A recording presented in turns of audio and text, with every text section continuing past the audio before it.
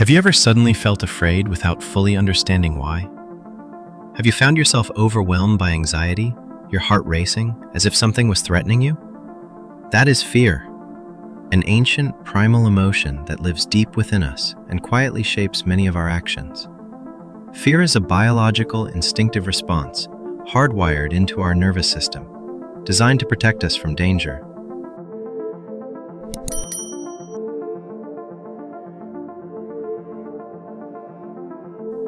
When your brain detects a threat, real or imagined, a complex system springs into action. The amygdala, a tiny part of the brain, acts like an internal alarm. It sends signals to other brain regions, triggering a chain reaction. Your heartbeat quickens, muscles tense, you start sweating, and your breathing speeds up. This is known as the fight or flight response, your body preparing to either confront the threat or run from it. But what if the danger isn't real? What if the threat exists only in your thoughts? That's when fear becomes a problem. At its core, fear isn't a negative emotion. It's a survival tool. In ancient times, fear of predators or natural forces kept humans alive.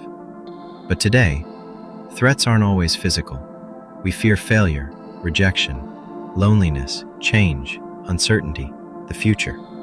Here's the surprising part. Your brain often doesn't distinguish between a real danger and an imagined one. Whether you're actually facing a lion or simply worrying about an awkward conversation, your body responds in almost the same way. Fear, then, isn't just instinctual. It's woven into our thoughts, memories, and imagination. There are many different types of fear. First, there's natural fear, a healthy, logical reaction, like fear of fire or falling.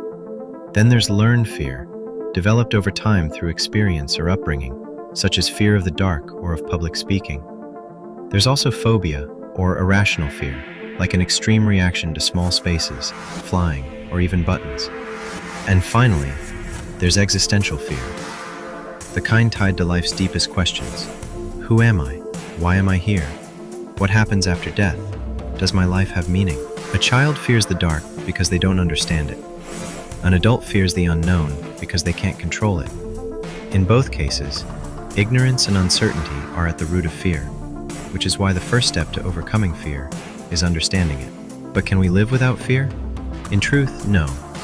Fear is necessary. It's our internal warning system. The problem isn't fear itself. It's when fear takes control, when it begins to dictate your choices, delay your actions, and limit your growth. Then fear stops protecting you and starts imprisoning you. So how do we deal with fear? We don't eliminate it. We learn to move through it. We don't silence it. We listen to what it's trying to tell us. Sometimes, fear means you're about to grow. It signals that you're leaving your comfort zone, stepping into the unfamiliar, approaching something new and possibly life-changing. Facing fear doesn't mean ignoring it. It means recognizing it, naming it, and acting despite it. Here are a few powerful strategies. First, conscious breathing. When fear strikes, focus on your breath. Inhale for 5 seconds. Exhale for 5 seconds. This helps calm your nervous system. Second, naming your fear. Ask yourself, what exactly am I afraid of? Failure? Judgment? Loss? Putting fear into words makes it less powerful. Third, writing. Write down your fears on paper. Seeing them clearly can help you realize they're not as overwhelming as they seemed. Fourth, gradual exposure. Don't run from what scares you.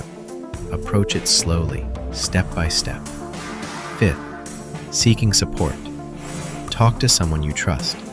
Sometimes deep-rooted fear requires guidance, and there's no shame in asking for help.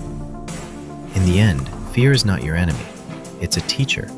It shows you what matters to you, what you don't yet understand, and what still needs healing. Every person who ever did something meaningful felt fear, but they walked through it, and that made all the difference. Remember, fear will never disappear completely, but it doesn't need to be the one in control. Everything you dream of, every goal you chase, every version of yourself you long to become, is waiting on the other side of fear. Step toward it, and you'll see the wall was only a shadow.